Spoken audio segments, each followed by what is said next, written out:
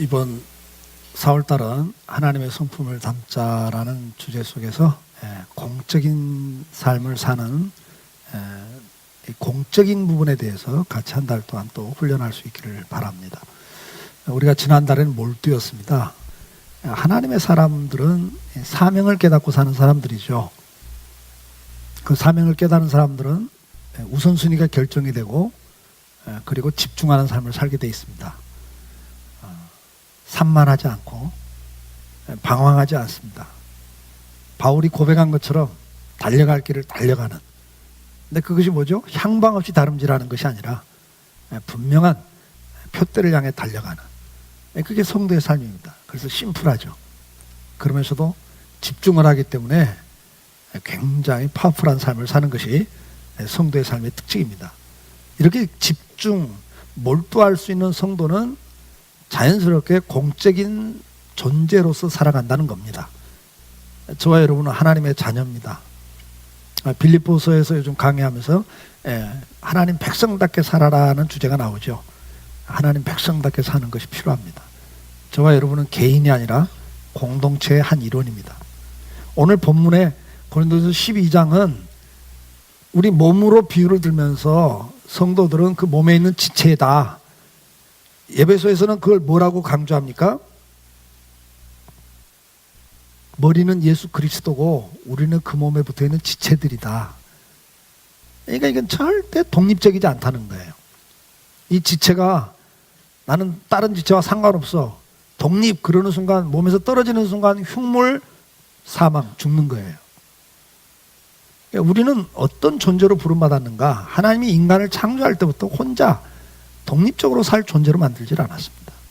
하나님과 더불어 사는 존재로 만들었고, 또 하와를 만들어주면서 서로 돕는 존재로서, 돕는 자로서 서로 삶을 살아가도록, 그래서 사회적 존재로 만든 거예요. 근데 문제는 뭡니까? 오늘 이 시대가 극단적 개인주의, 이기주의 사상에 함몰돼 가고 있다는 이야기입니다. 핵가족화되면서 개인주의가 너무 팽배하고 있습니다. 인권 존중이라는 보장이라는 미명하에 개인주의가 더 심화돼 가고 있습니다. 극단적 이기주의가 이 사회를 지배하고 있습니다. 우리가 이 사회적인 성향을 보면 주택도 이제는 일가구 주택 많아지죠.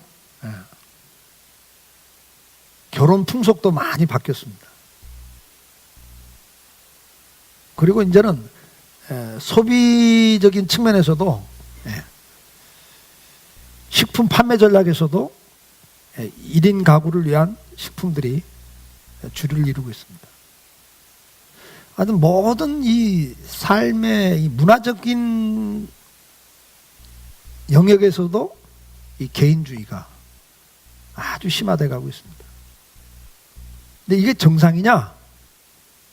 이게 사탄의 가장 중요한 사상이에요. 하나님 필요 없어, 네가 주인이야, 네 마음대로 살아. 이 사상이 딱 들어오는 순간 아담과 하와가 갈등을 하고 가인과 아벨이 서로 경쟁하고 죽이는 거예요. 그러니까 개인주의, 이기주의는요, 사탄의 사상입니다. 하나님이 주시는 사상, 하나님이 말씀하신 인간을 만든 목적은 혼자 사는 존재로 만들질 않았어요. 더불어 사는 존재로 만드신 겁니다. 오늘 이 시대적 상황 속에서 이 성품은 정말 필요한 성품입니다. 성경은 우리에게 공동체라고 하는 사실을 강하게 강조합니다. 에베소 1장 22절에 또 만물을 그 발 아래 복종하게 하시고 그를 만물 위에 교회의 머리로 삼으셨느니라. 교회는 그의 몸이니 만물 안에서 만물을 충만하게 하시는 이의 충만함이니라. 교회는 개인적인 게 아니에요. 서로 연결되어 있고 붙어있는 공동체라는 사실을 말씀하고 있습니다. 고린도전서 오늘 본문 12장 27절에도 너희는 그리스도의 몸이요 지체의 각 부분이라 그랬어요. 저와 여러분 지체입니다. 지체. 로마서 12장 5절 이와 같이 우리 많은 사람이 그리스도 안에서 한 몸이 되어 서로 지체가 되었느니라. 성경은 우리가 공동체라는 겁니다. 그것도 그냥 집단이 아닌 몸, 유기체라는 거예요. 서로 생명을 주고받는, 떨어져서는 도저히 살 수 없는, 존재할 수 없는, 이게 성경이 가르치는 인간이에요. 근데 마귀는 철저하게 이걸 분리시켜요. 마귀의 주특기는 분리거든요. 하나님과 인간 사이를 분리시키고 인간과 인간 사이를 분리시킵니다. 근데 그 핵심 사상이 뭐냐? 네가 주인이다, 이게. 네가 최고 중요하다, 이거예요. 오늘 이 사상으로 인해서 가정이 붕괴되고 있습니다. 교회가 무너져가고 있습니다. 사회가 무너져가고 있습니다. 세계 전체에서 이런 이기주의 때문에 분열과 분단, 전쟁이 끊이질 않고 있습니다. 이런 시대 속에서 우리는 어떻게 해야 될 것인가? 이 공적인 성품을 회복해야 되는 겁니다. 에베소 2장 19절, 그러므로 이제부터 너희는 외인도 아니요 나그네도 아니요 오직 성도들과 동일한 시민이요 하나님의 권속이라. 하나님의 가족, 식구란 말이에요. 가족이란 말이에요. 가족, 패밀리입니다. 디모데전서 3장 15절, 만일 내가 지체하면 너로 하여금 하나님의 집에서 어떻게 행해야 할지를 알게 하려 함이니 이 집은 살아계신 하나님의 교회요 진리의 기둥과 터니라. 이 교회도 주님의 몸입니다. 주님의 몸이에요. 베드로전서 2장 9절, 그러나 너희는 택하신 족속이요 왕같은 제사장들이요 거룩한 나라요 그의 소유된 백성이니 이는 너희를 어두운 데서 불러내어 그의 기이한 빛에 들어가게 하신 이의 아름다운 덕을 선포하게 하려 함이라. 우리를 이 사망의 어두움의 권세에서 구원하셔서 영생의 자리로 인도하신 것은 그 하나님의 아름다움을 선전하라고, 드러내라고 우리를 만드셨다는 거예요. 그러니까 나는 나를 위해 사는 존재가 아니라는 것을 성경은 계속 이야기하고 있습니다. 예수님께서도 이 땅에 오셔서 뭐라고 말씀합니까? 요한복음 17장 21절, 아버지요 아버지께서 내 안에, 내가 아버지 안에 있는 것 같이 그들도 다 하나가 되어 우리 안에 있게 하사 세상으로 아버지께서 나를 보내신 것을 믿게 하옵소서. 예수님께서도 이 땅에 오셔서 자기 개인의 삶을 강조하지 않았습니다. 마태복음 20장 28절, 인자가 온 것은 섬김을 받으라 함이 아니라 도리어 섬기려 하고 자기 목숨을 많은 사람의 대속물로 주려 함이니라 그랬어요. 그러니까 예수님도 공적인 삶을 사시는 거예요. 그래서 우리는 예수님의 생애를 공생애 그렇게 말합니다. 개인의 삶이 아니에요.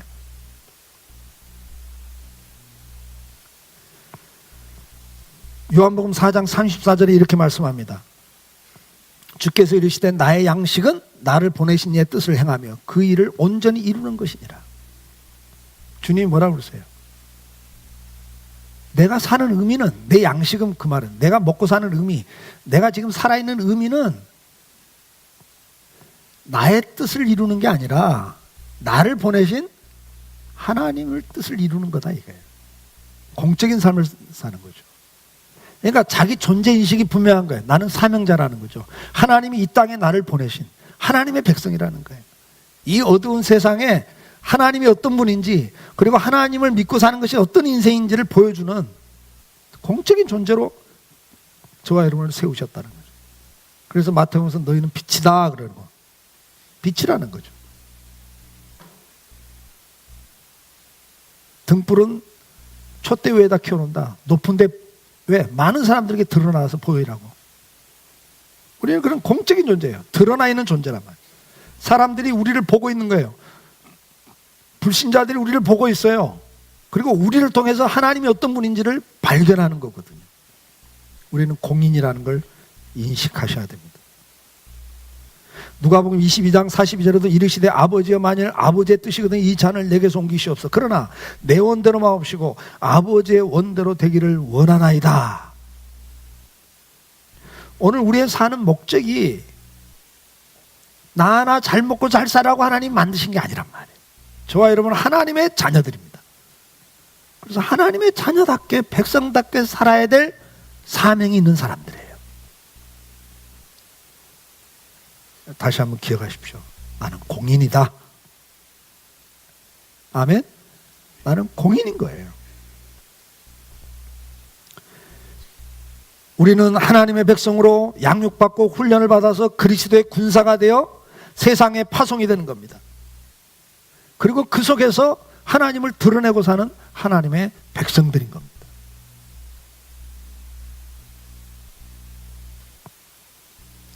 마찬가지로 교회 사명도 결코 개인의 독단이나 이기적 사적 사역이 아닙니다.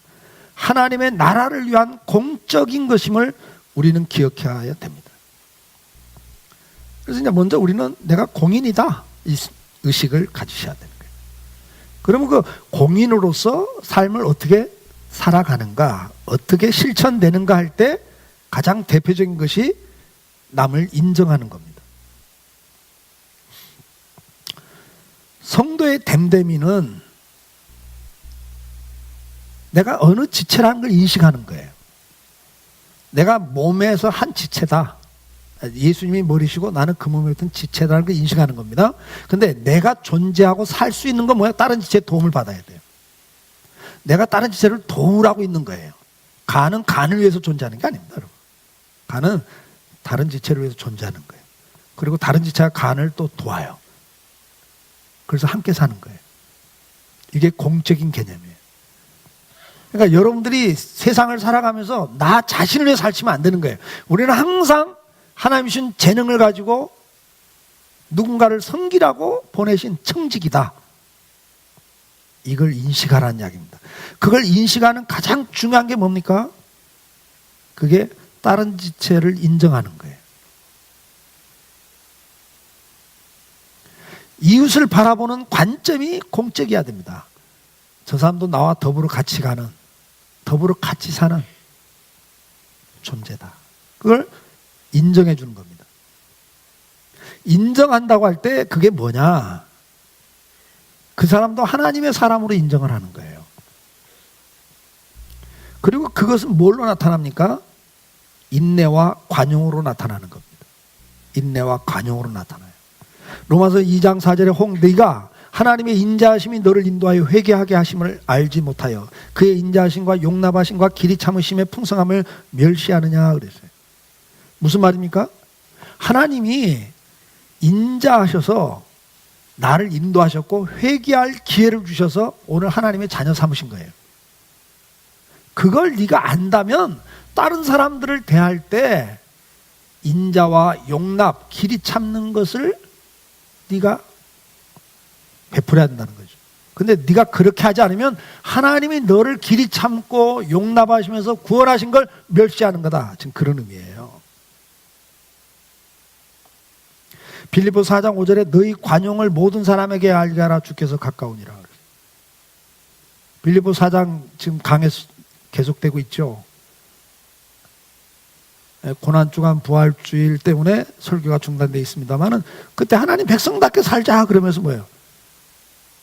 정욕을 위해 살던 사람들이 이제는 하나님의 뜻을 위해 사는 사람으로 바뀌는 거고 하나님 백성답게 사는 게 그 다음에 이 고통 많은 세상 속에서도 기쁨을 가지고 사는 것, 하나님의 사랑 때문에 기뻐하고 사는 것이 하나님 백성의 특징이다. 근데 그 다음에 나오는 게 관용이에요. 관용. 하나님 백성의 특징이 뭐냐? 다른 사람에 대해서 너그럽게 대하는 거거든요. 그 너그럽게 대하는 게 뭐죠? 로마서 14장 1절 믿음이 연약한 자를 너희가 봤되 그의 의견을 비판하지 말라 그랬어요. 믿음이 연약한 자는 말하는 거나 태도나 사는 목적이 믿음이 강한 사람과는 비교가 되지 않는데 그걸 비판하지 말라는 거예요. 그 연약함 때문에 하는 거니까 그걸 비판하지 말라. 그걸 받아주라는 거예요. 그냥 기다리라는 거예요. 그게 인내예요. 관용이거든요. 그러면서 15장 1절에 뭐라고 그래요? 믿음이 강한 우리는 마땅히 믿음이 약한 자의 약점을 담당하고 그래요. 그거 비판할 내용이 아니고 너 왜 그래? 아니 집사님이 왜 그래? 그러지 말라는 거예요. 집사라도 어떤 사람은 요게 강하고 어떤 사람은 저게 강해. 지체마다 기능이 다른 거예요. 근데 내 기준으로 너 왜 그래? 그러지 말라는 거예요. 그 연약함은 내가 보충해야 될 부분, 내가 감당할 부분이란 말이에요. 이해가 되시죠? 그럼 비판하지 말고 저 사람 저거 약하구나. 근데 저 사람은 정말 다른 건 잘하는 거예요. 왜? 지체가 기능이 다르니까. 그걸 인정해 주는 게 공적인 자세예요. 그리고 인정한다는 건 뭐죠? 그걸 받아들여 주는 거라고요. 그 약점을 담당해 주는 거예요.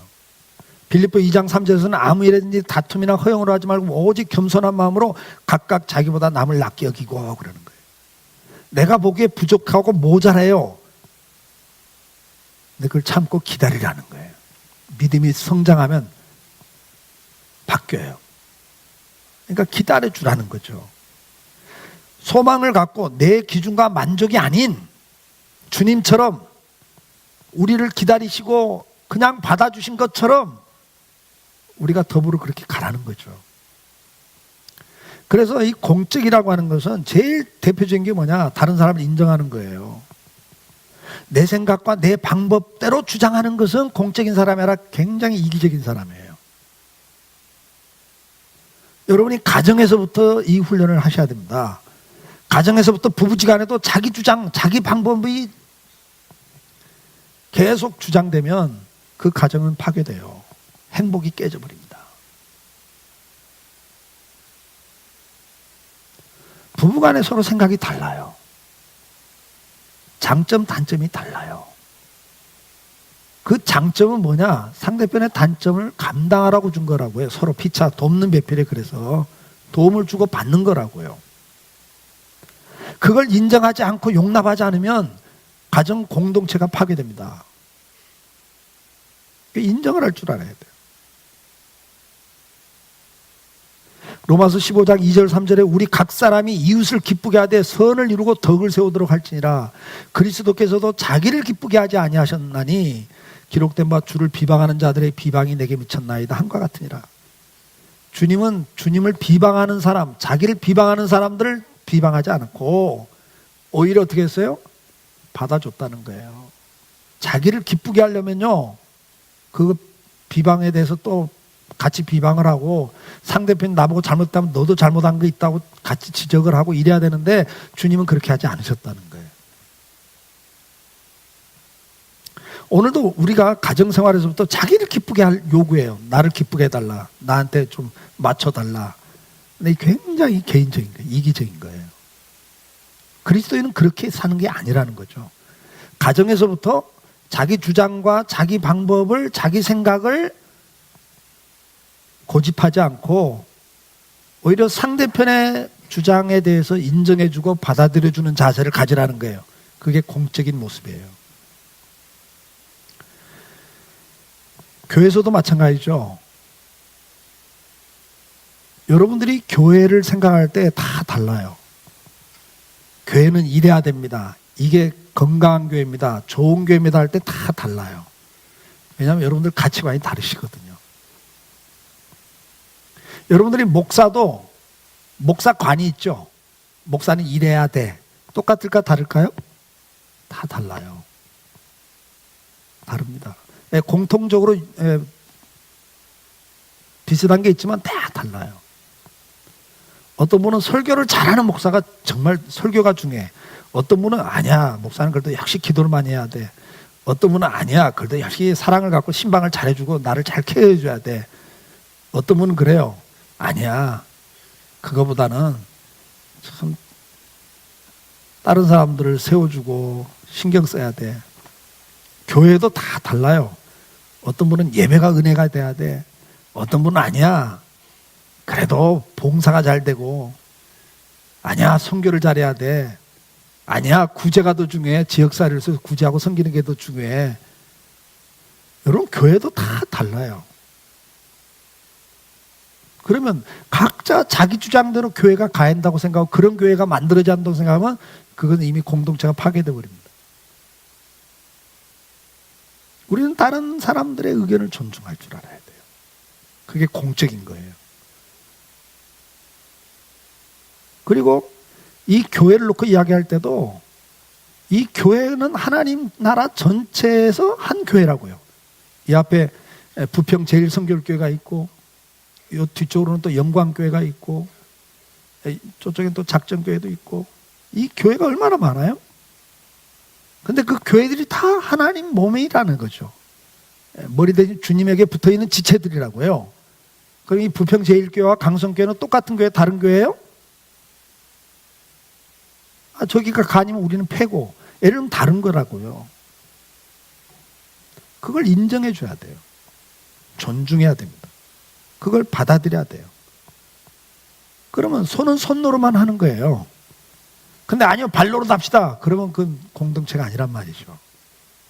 그러니까 강성교회는 어떤 일을 하라고, 어떤 포지션에 어떤 지체의 기능을 하라고 만드셨는가, 이걸 우리 이제 사명이라고 그러죠. 강성교회 사명이 뭐냐. 강성교회 사명은 함께 세워가는 건데, 함께 세우는 대상도 엄청나게 많지만 우리는 다음 세대, 그 다음에 형제교회 가운데서도 미자리 교회. 왜? 형제교회도 뭐 엄청나게 많은 교회들이 있잖아요. 그러나 우리는 그걸 다 할 수가 없잖아요. 요거다, 우리 교회 사명. 그거 잘하면 되는 거예요. 근데 여기다가 이것도 중요하니까 이것도 합시다, 저것도 중요하니까 저것도 합시다, 그러면 그건 공적인 게 아니에요. 이미 우리 교회가 모든 걸 다 잘해야 돼, 그건 재벌이죠. 문어발식으로 다 하고 그냥 골목상권에 다 먹어버리면 안 되잖아요. 그건 대교주의가 돼요. 개교회주의. 그래서 우리 교회만 키우자, 그래서 우리가 다 하자. 여러분, 그건 교회론이 잘못된 거예요. 성경적 교회론이 아니에요. 다 서로를 인정하고 존중해 줘야 돼요.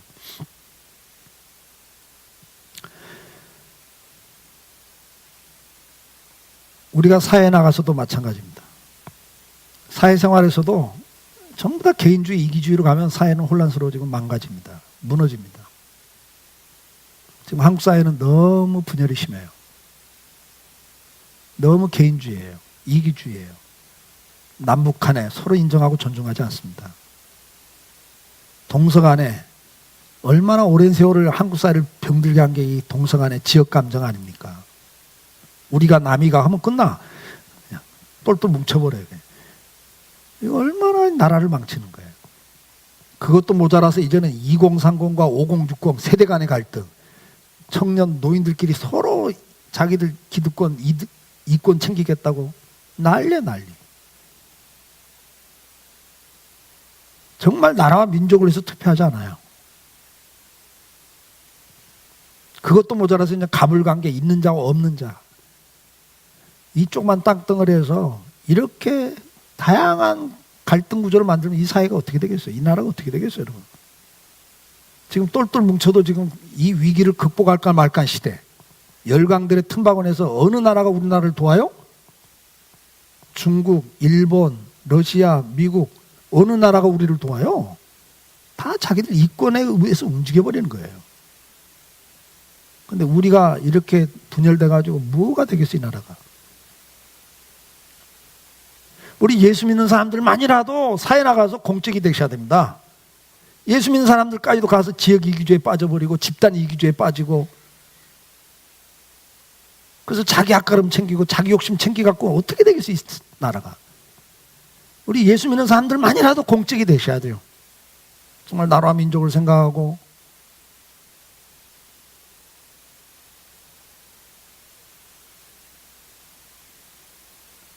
이번 선거도 좀 제대로 하세요. 막 말할 때는 그러다가 막상 표 찍어 가면 지역, 지방색으로, 학연으로, 아니면 개인의 어떤 이권을 위해서 찍으면 안 되잖아요. 예수 믿는 사람만이라도 그렇게 살면 안 돼요. 우리는 공인으로 살아야 됩니다.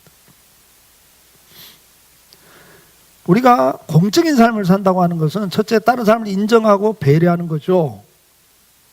그 다음에 두 번째는 뭐냐? 존중하고 섬기는 겁니다. 그 존중하고 섬긴다는 건 아까 아이들 설교할 때 했지만, 가정에 가면 부모에게 순종하는 거예요. 존중하고 섬긴다는 건 순종이라는 게 따라가는 거예요. 제가 결혼을 앞둔 애비 신랑 신부가 와서 주례를 부탁하면서 인사로 오면 제가 꼭 하는 말이 있어요. 결혼해서 살아보면 만만치 않다. 문화가 다르기 때문에 충돌이 생긴다. 가치관이 다르기 때문에 충돌이 생긴다.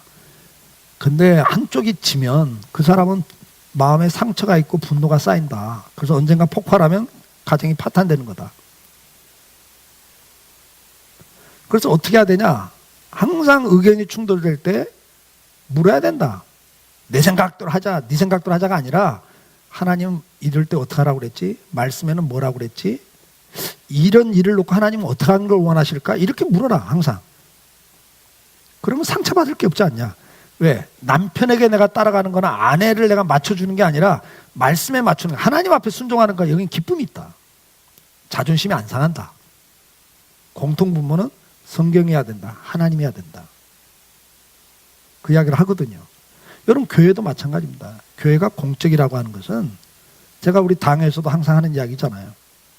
어떤 주제가 있을 때, 안건이 있을 때 그것에 대해서 장로님들 자기 생각을 내놓으면요, 21분 장로님이 생각이 다 달라요, 여러분. 그러면 그건 공동체가 파괴돼 버립니다. 분열이 생겨버려요. 그래서 항상 그러잖아요.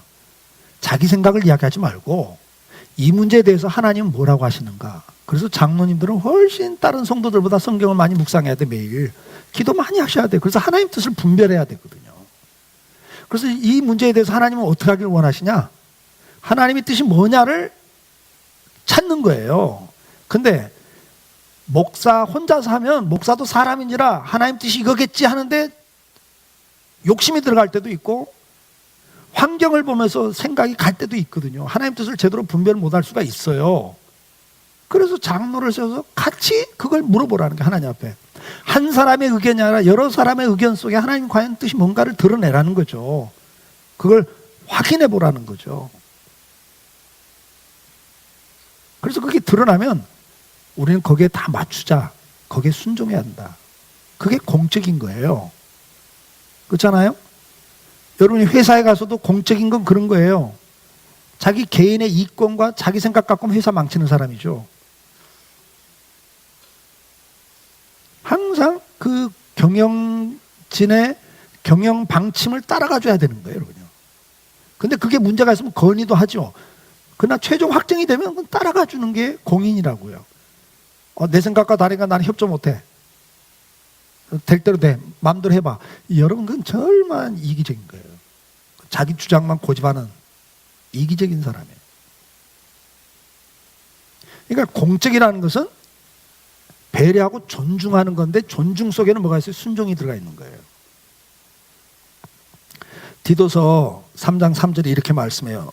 우리도 전에는 어리석은 자요, 순종하지 아니하는 자요, 속인 자요, 여러 가지 정욕과 행락의 종로로 단 자요, 악독과 투기를 일삼는 자요, 가증스러운 자요, 피차 미워하는 자였으나 이래요.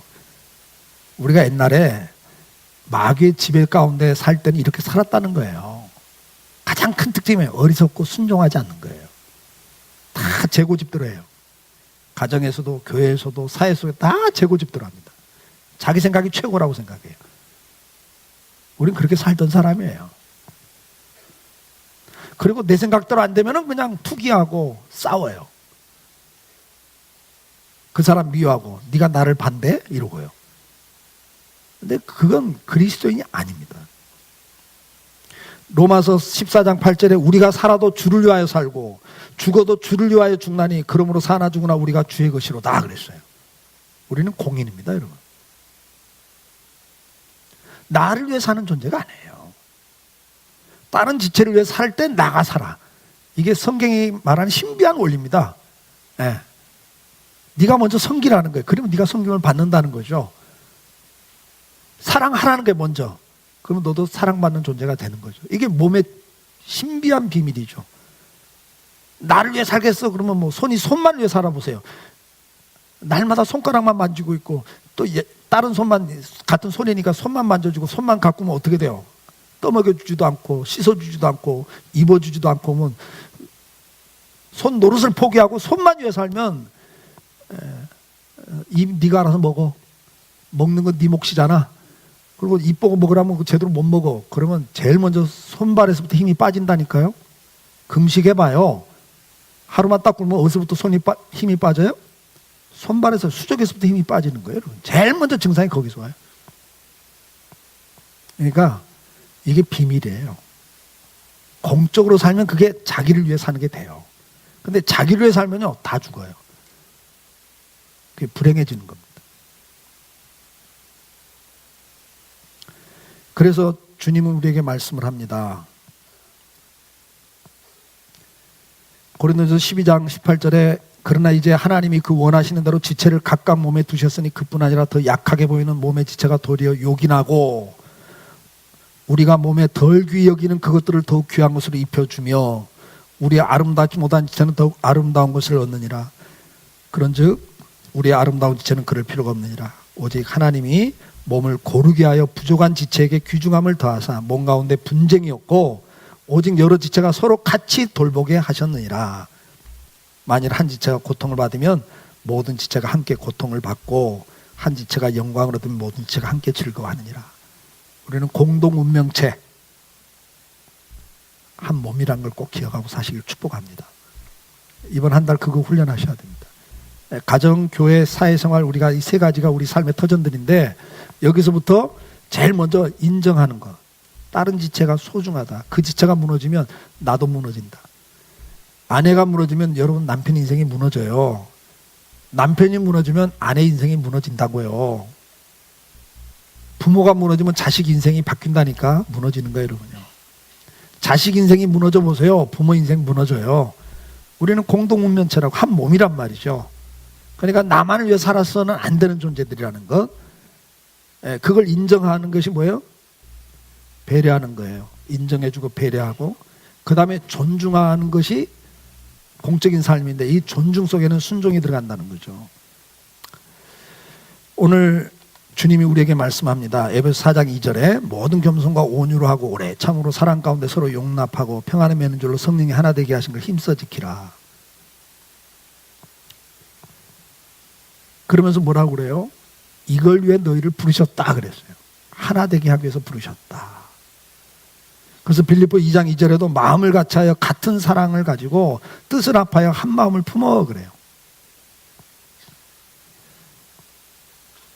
여러분 인정하고 배려하고 존중하라는 이야기입니다. 로마서 12장 16절에도 서로 마음을 같이하며 높은 데 마음을 두지 말고 도리어 낮은 데 처하며 스스로 지혜 있는 채 하지 말라. 그래서 내가 생각하는 게 최고라고 이야기하지 말라는 거예요.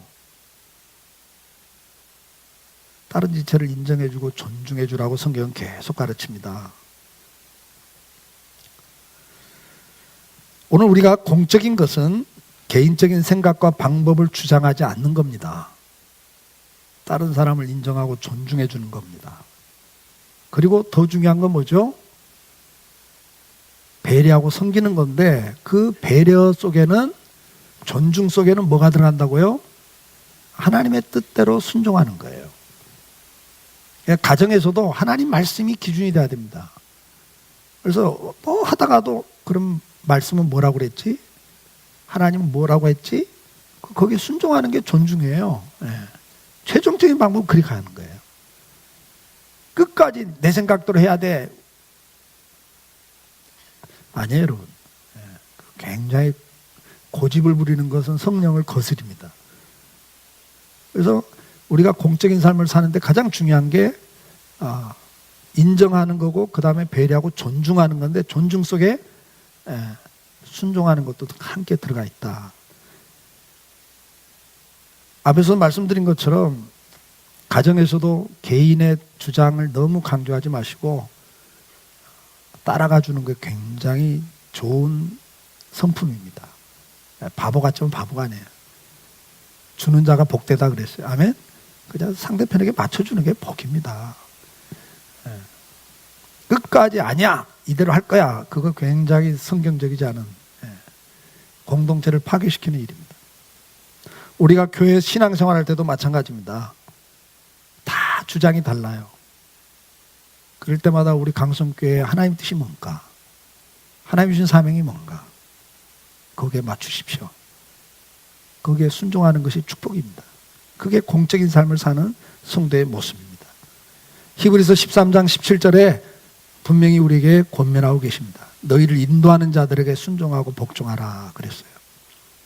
순종이 굉장히 중요한 미덕입니다. 성경에서 가르치는. 이 교회에서도 여러분을 인도하기 위해서 세운 지도자들이 있습니다. 하나님이 세운 사람들이 있어요. 목사와 장로, 교사들, 소그룹 리더들 다 하나님이 세운 포지션들이잖아요. 그걸 인정할 줄 알아야 됩니다. 그리고 존중하는 것은 순종하는 거예요, 사실. 우리 학생들 이번 한 달 가정에서부터 여러분 주장만 이야기하지 마세요. 부모 말씀에 순종하는 것도 공적인 삶을 사는 훈련이에요. 학교에 가면 선생님에게 순종할 줄 아는 것이 공적인 삶을 사는 성도의 모습이에요. 선생님이 존경할 수 없는 분이라고? 그래서 우리가 무시하고 멸시해도 된다고? 그건 마귀의 사상이라니까요. 하나님은 그렇게 말씀해요. 여러분을 가르치라고 세운 선생님은 존중할 줄 아는 사람이 되라는 거예요. 그 사람이 사회 나가면 공적인 삶을 또 살아요. 책임지고 살아. 지금 한국 사회는 그런 사람들이 필요합니다. 자기 개인을 위해서 사는 사람들이 아니라 항상 나라와 민족을 생각할 줄 알고 사회를 위해서, 내 개인적인 삶보다는 이 사회를 위해서 하나님이 나를 사회생활하게 했으니까 정치, 경제, 사회, 문화 어떤 분야에서 여러분이 일을 하든 자기 분야에서 그리스도인으로서 삶을 사셔야 됩니다. 그리스도인으로 하나님을 드러내기 위해 살아야 돼요. 그게 공적인 삶을 사는 사람들의 특징입니다. 오늘 말씀의 결론은 다른 것이 아니고 두 가지 기억합시다. 우리는 공인이다. 공인이다. 하나님의 백성이다. 하나님 백성답게 살아야 된다. 사명자다. 이거 아주 대주제고, 그렇게 살기 위해서는 공적인 삶을 사는 가장 큰 특징은 다른 사람을 인정하는 거다. 그리고 인정만 하는 게 아니라 존중하고 섬기는 거다. 여러분들 이번 한 달 이 두 가지 훈련 좀 집중했으면 좋겠습니다. 인정하는 훈련, 그 다음에 하나는 또 뭐예요? 존중하고 배려하고 섬기는 훈련. 그 섬김 속에는 순종이 들어가 있다는 거 꼭 기억하시면서 이번 한 달 사시는데, 지금 오늘 이 시간은 우리 잠깐 기도하는데요.